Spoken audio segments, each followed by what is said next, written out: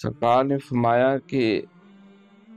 مجھے اللہ تعالیٰ نے علم و عرفان کے خزانے دیے، الرحمن علم القرآن، انا افصح العرب،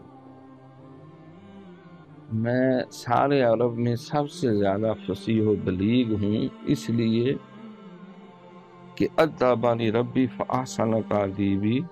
مجھے یہ سارے خزانے اللہ نے عطا کیے، یہ ادب، یہ کلام، ہر شے، میرا کوئی استاد نہیں ہے، میں نے سب کچھ اللہ رب العالمین سے لیا، سیکھا ہے، اور اللہ نے سکھانے کا خوب حق ادا کیا ہے۔ تو جس نے سرکار دو جہاں صلی اللہ علیہ وآلہ وسلم کے آغوش کرم میں ہر علم اور عرفان، یہی وجہ ہے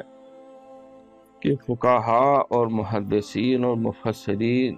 سلف صالحین کا موقف یہ ہے کہ جو ہمیں دین ملا ہے